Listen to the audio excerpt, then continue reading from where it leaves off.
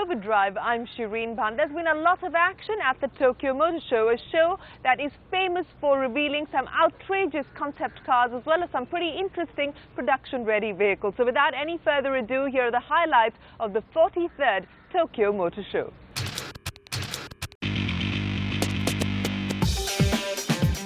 Not a long time ago, the Tokyo Motor Show was one of the most important shows on the calendar.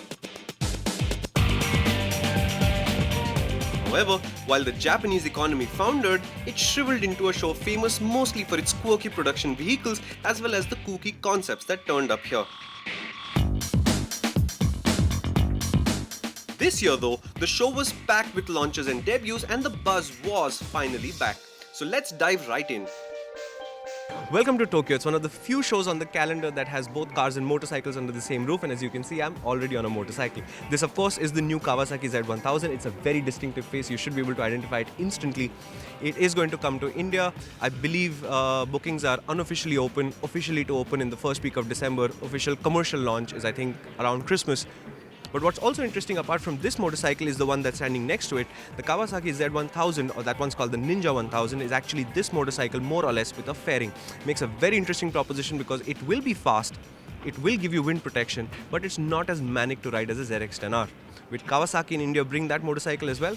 I think they should, I think they might, but we'll just have to see. So we're beginning the Tokyo Motor Show here.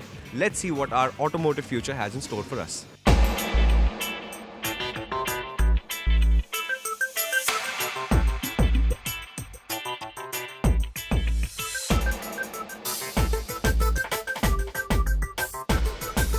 I've always maintained that motorcycle engines have reached a point where the amount of performance being extracted is practically unbelievable and that something needed to change. And I think at the Tokyo Motor Show we are seeing two of those first changes. Suzuki have a turbocharged motorcycle as a concept on their stand, and behind me is Kawasaki's new supercharged engine. Forced induction is the way to go when you want to get more power out, more performance out. Emissions performance is better, fuel economy is better. So it's the right direction to move. I'm just surprised to see it in these forms. There's a concept there is a engine unit here. So you can be sure that I think we're about 3 years away or 2 years away from before the first supercharger turbocharged motorcycles return. Now we have had motorcycles with turbochargers before and they haven't really been commercially successful. Of course, this was a long time ago. And the primary reason I think was that the materials and the technology wasn't available to make them as compact and small as needed. I think we've reached that point now. If you look at it, there is a very, very small turbocharger at the end, supercharger at the end of that engine, and it looks like about the right size for a production motorcycle. Yamaha showed two stunning electric-powered concept motorcycles, one for the street and one dirt bike style, that really drew the crowds. But waiting at the other end of the stall was something far closer to reality. The 250cc version of an R25 was promised to us for 2014 and we are seeing the first signs of that here in Tokyo.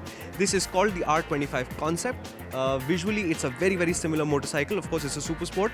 What you will lose when it goes to production, for example, is this big air vent in the front. There's no need for it on a production motorcycle. But the rest of it looks extremely realistic and the lines look really neat, and I think if you were to just sort of close your eyes and imagine a pair of headlights here instead of this front end, you would get a sense of what the production motorcycle will look like.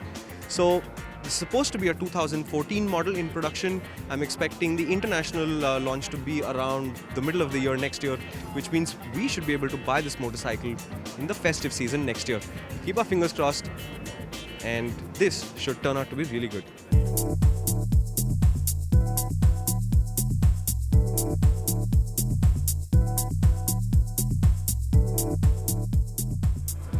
So that is the new Bolt Cafe Racer that Yamaha is showing here at Tokyo, and this is the actual Bolt. Both the motorcycles are about 950cc in displacement, they're V-twins, and what they're meant to be is easy, fun to ride motorcycles. Motorcycles at the bottom end of the ladder as it comes to American markets and stuff like that.